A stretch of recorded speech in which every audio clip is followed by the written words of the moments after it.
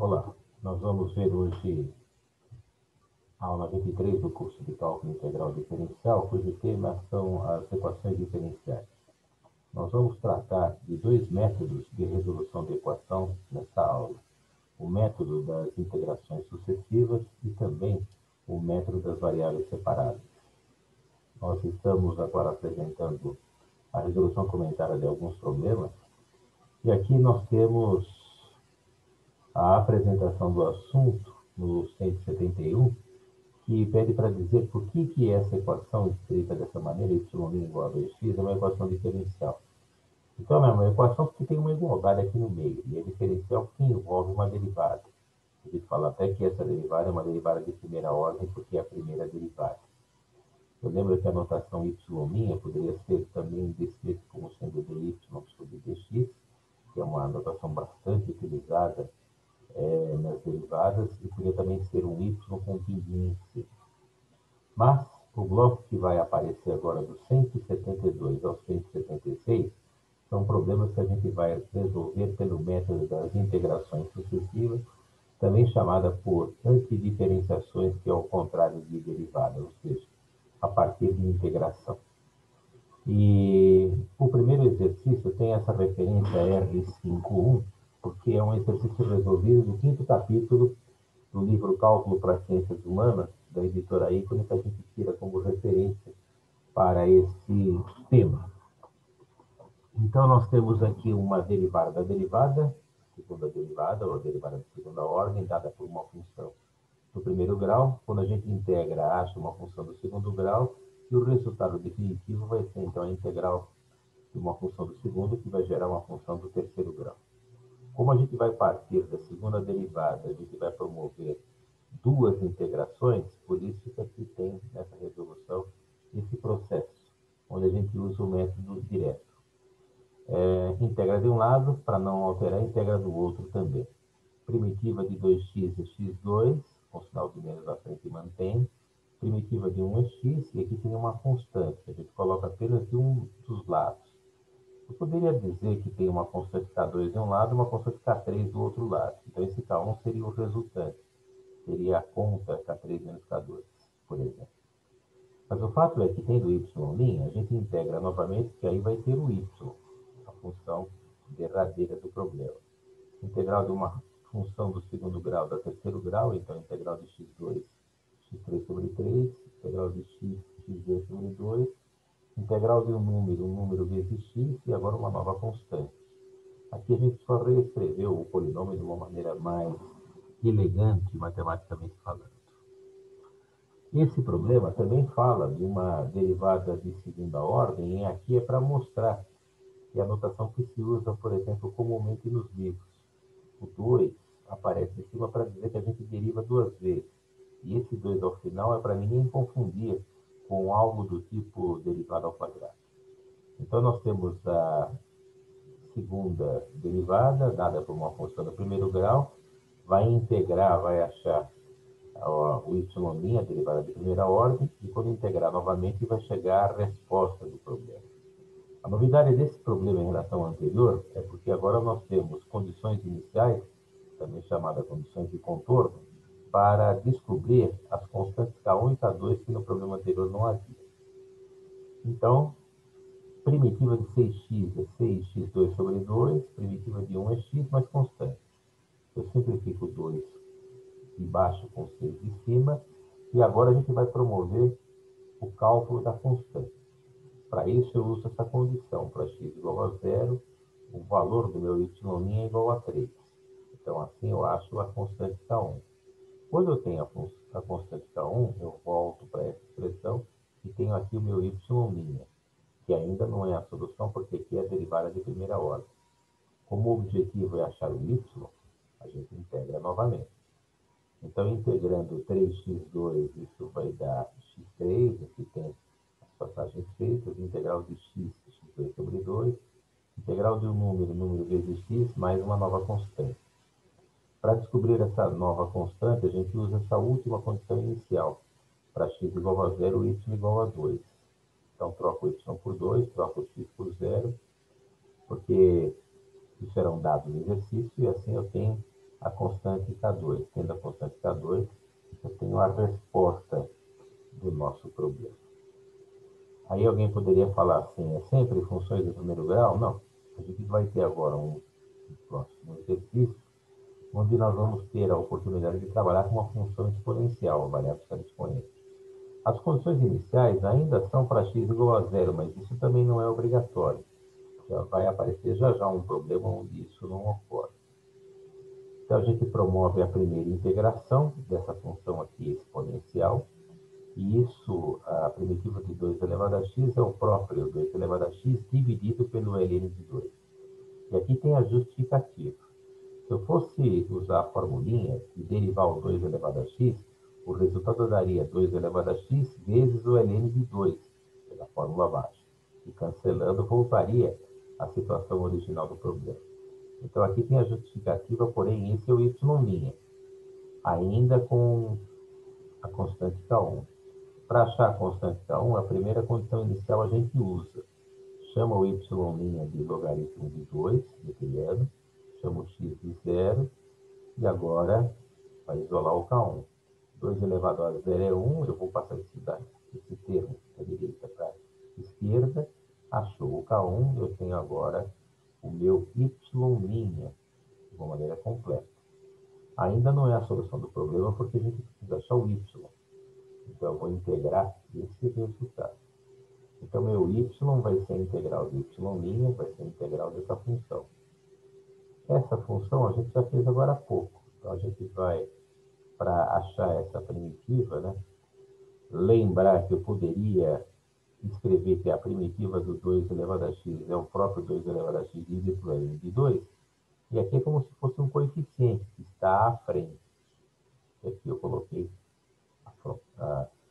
à direita. O outro lado aqui, esse outro parênteses, é um número. ln de 2 menos o inverso de ln de 2. Então, a primitiva de um número é o número vezes x. Tem que somar uma constante. E para a determinação dessa constante K2, a gente vai usar essa condição inicial. E para x igual a 0, o meu y vale 20. Então, eu vou trocar meu y por 20. Troquei o y por 20, troquei o x por 0. Quando eu troco nesse parênteses o x por 0, tudo que fator dá 0. Então, vai ficar somente 20 igual a essa fração mais o K2. Passa essa fração para o outro lado, 2 elevado a 0 é 1. Achei o K2, essa é a minha expressão para a função solicitada. Todo esse bloquinho é para achar, a partir da segunda derivada, a função original do problema. Normalmente, em aula, a gente dá um tempo para os alunos tentarem fazer agora esse problema, que é no mesmo padrão do anterior. Eu tenho a derivada de segunda ordem, quando integra, acha y', usa a condição inicial de contorno para x igual a 0, meu y' igual a 9, achei o K1.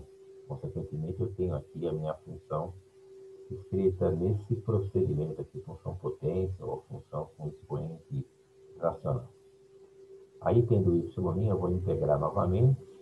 E aqui, as formulinhas usadas é a fórmula de x elevado a n, cuja integral é x elevado a n mais 1 dividido por n mais 1. O coeficiente mantém-se aqui à frente. Integral de 9 é 9x, agora uma nova constante. Para achar essa constante, trabalha-se com essa condição do problema, chamada condição inicial para o y. E aí eu troco o y por 3, o x por 0, acho o K2, consequentemente a gente vai ter a nossa resposta. E essa resposta a gente já está fazendo a continha. E esse 5 meios passa para cima invertendo, e aí invertendo vai ficar essa fração, 2 vezes 2, dividido por 3 vezes 5. Esse expoente fracionário está escrito aqui, é uma raiz quadrada, porque o denominador é 2, e aqui está um jeito, está descrito de uma maneira compatível à pergunta do problema. E esse problema agora ele foi colocado para mostrar que as condições iniciais podem ser dadas por um ponto diferente de zero, que aqui é 1. A gente dá um tempo para o pessoal resolver, e é claro, seria interessante um jeito matemático para promover essa integração sem grandes sustos. Então, a resolução desse 176, que é o último do bloco de variáveis integração pelo método de integração sucessiva, vai aparecer aqui, seu desdobramento. Eu uso um quadrado perfeito para esse parênteses. Eu tenho algo do tipo a mais b ao quadrado, formulinha de fatoração, então eu desenvolvo o quadrado perfeito, depois eu abro, faço a distributiva do 3, então a minha função agora é uma função do segundo grau. Quando eu integrar, eu vou achar uma função do primeiro, do grau 3, integrando novamente, eu estou partindo da segunda derivada, a minha resposta vai ser uma função de grau 4. Observem que aqui eu tenho a minha função de grau 2, eu vou integrar. Quando eu integro, eu tenho uma função de grau 3. Primitiva de 12, 12x, primitiva de x, x2 sobre 2, e a integral de x2, x3 sobre 3. A gente vai agora determinar a constante K1, trocando o meu y' por menos 1, o meu x por 1. E aí, quando eu faço as contas, eu tenho a minha constante K1, aqui deu esse número estritamente negativo, substitui, tem a função do terceiro grau para y'. O objetivo é achar o y. Ele precisa promover uma segunda integração. Quando eu faço, então, a segunda integração dessa função, primeiro a gente arruma esse coeficiente, simplificando 60 com 2 e simplificando 75 com 3. Primitiva, então, de x, x2 sobre 2, de x2, integral é x3 sobre 3, de x3, x4 sobre 4, e um número de x. Vamos trocar o meu y por 2, o meu x por 1, que é a outra condição inicial lá do problema, isso não pode ser inventado, né? Isso aqui foi tirado do texto, e o texto fala que para y igual a 1, a imagem da função é 2, então a gente está usando essa atribuição, e aí acha a constante K2, substitui e vai ter a resposta que é a função do quarto grau, que não está arrumada, a gente podia fazer grau 4, grau 3, grau 2, mas também pode deixar a resposta nesse formato. Esse primeiro bloco foi para mostrar esse procedimento que são as integrações sucessivas. Agora nós vamos ter um bloco de funções onde a gente vai ter, na nossa derivada, que é dy sobre dx, na notação de Newton, um produto de duas funções, uma função em x e uma função de y. A ideia é separar as variáveis, tudo que é x de um lado, tudo que é y do outro. Observem que aqui eu estou multiplicando em cruz, mas o primeiro membro tem esse g e y aqui no meio.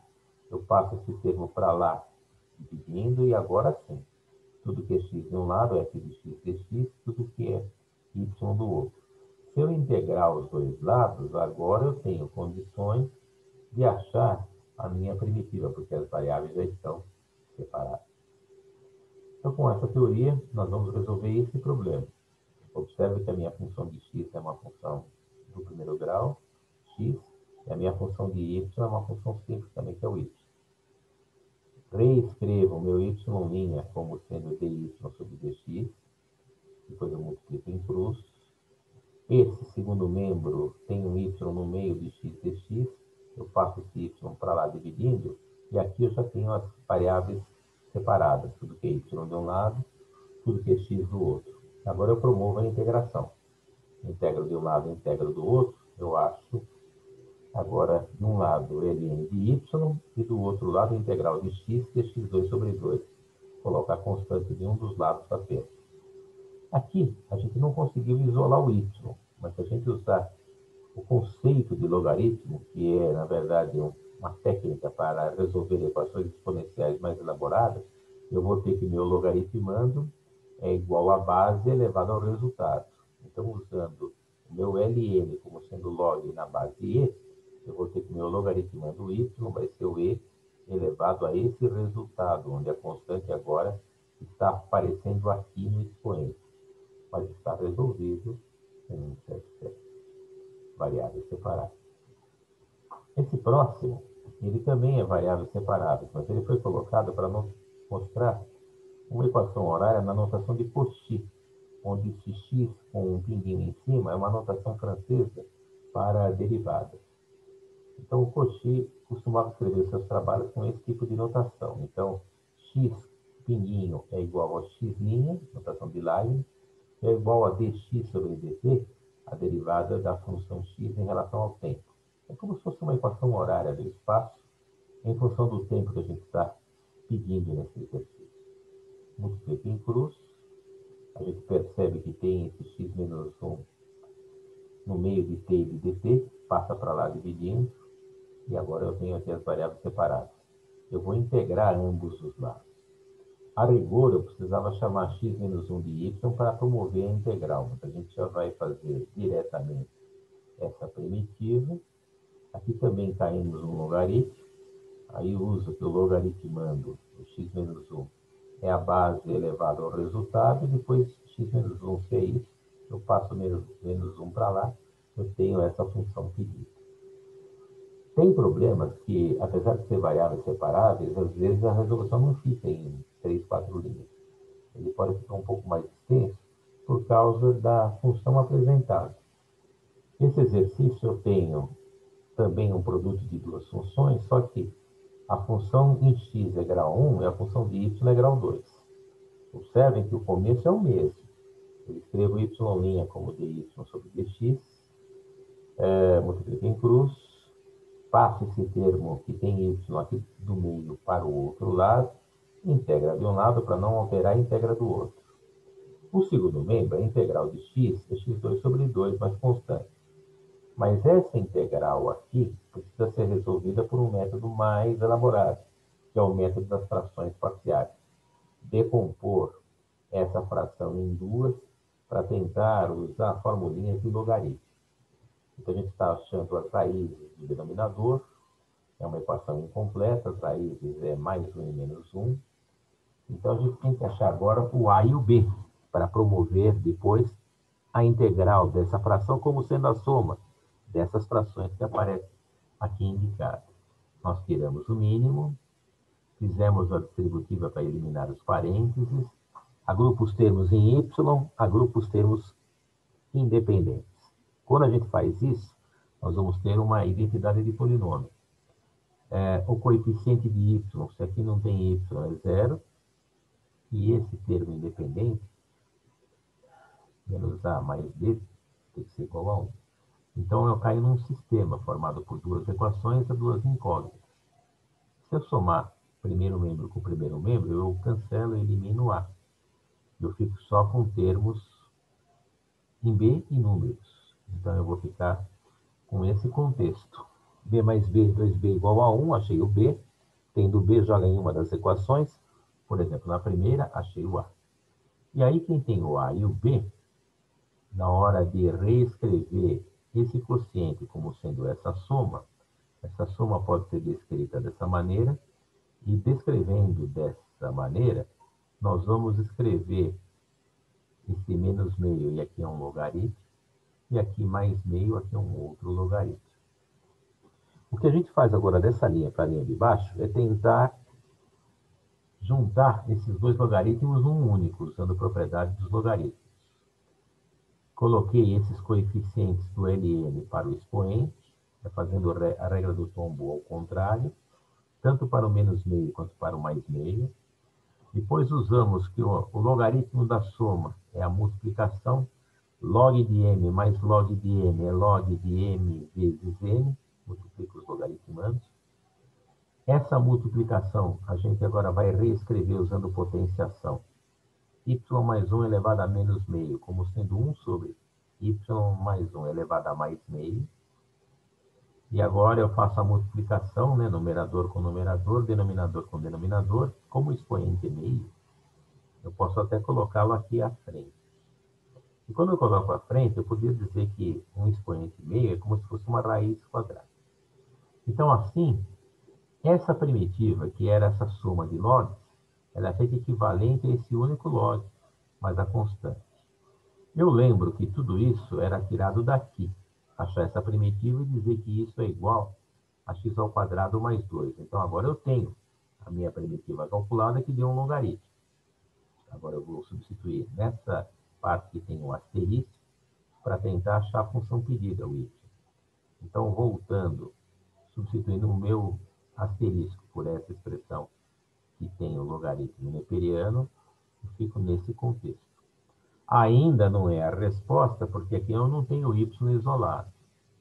Então, para se ter o y isolado, eu lembro que ln é log na base Neper, o número de Neper. Depois, eu aplico a definição de logaritmo, escrevendo que meu logaritmando, que é a minha raiz, é igual ao e elevado ao resultado. Se eu tenho uma raiz igual a esse resultado, eu vou elevar os dois lados ao quadrado para sumir com a raiz. Porque quando eu elevei os dois lados ao quadrado, eu cancelei agora a raiz. Dessa passagem para a próxima, eu vou multiplicar em cruz. Então, meu y menos 1 vai ser igual ao meu y mais 1 vezes esse termo. Eu faço a distributiva. Fazendo a distributiva, esse termo que tem y com esse outro termo que tem y, eu vou agregar, eu vou jogar tudo à esquerda. Esse menos 1, que é no número, eu vou passar para a direita, junto com esse outro termo que não tem y. Deixo à direita. Tudo que é y de um lado, tudo que é número x do outro. Coloco o y em evidência, aí passo esse termo para lá dividindo, e aqui, finalmente, conseguimos isolar o y. Então, foi uma equação trabalhosa, mas que também foi resolvida pelo método das variáveis separadas. Só que aqui demandou um número maior de passagens, mas conseguimos resolver. Tudo porque aqui apareceu uma função do segundo grau. A gente tinha visto que no problema de cima, a resolução, função do primeiro e outra função do primeiro grau, eram mais simples a sua elaboração. Mais um problema que usa a notação de Cauchy, só que agora fala que o ponto, eu vou ter que a minha variável, meu t aqui sobre 2, o meu ângulo, e o meu x, para achar a constante, vai ser igual a 4. Então, eu lembro que essa notação x' é x', notação de Leibniz, reescreve como notação de Newton, dx sobre dt, multiplica em cruz, e aqui eu já tenho tudo separado, tudo que é x de um lado, tudo que é t, sendo de t do outro. Integra. Integral de 1 em relação a x é o próprio x. Esse outro lado é a integral do seno e menos cosseno, que é a derivada do cosseno e menos seno, com esse menos à frente vai ficar mais.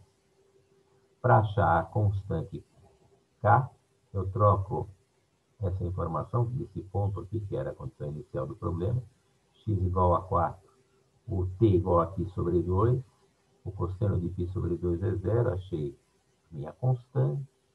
Achando a constante, eu tenho agora a resposta do problema. O meu x dado por essa função em P. Aqui é um problema semelhante ao de cima, porque eu tenho a minha derivada de primeira ordem, que era a função principal, tenho um ponto inicial para achar a constante. Então, esse 181 aparece a sua resolução ao final aqui. Escreve o meu x como sendo x', notação de Leibniz, aí escrevo na notação de Newton, ainda é derivada, dx sobre dt, multiplico em cruz, as letras estão separadas, integra ambos os lados, integral de 1 é x, e essa integral de t elevado a 1/3 é t elevado a 1/3 mais 1, dividido por 1/3 mais 1. Vai trabalhar com a constante k, dizendo que a imagem 0 é para t igual a 1. T igual a 1 eu acho a constante. Achando a constante, volto aqui nessa expressão que era a equação que tinha x em função de t, equação horária, então essa vai ficar como sendo a resposta do problema. Assim, nessa aula, a gente teve a oportunidade de trabalhar com problemas que envolvem variáveis separáveis. Aqui estava a teoria, que era após o 176 até o 181, e os problemas iniciais, que eram do 172 até o 176, que eram integrações sucessivas.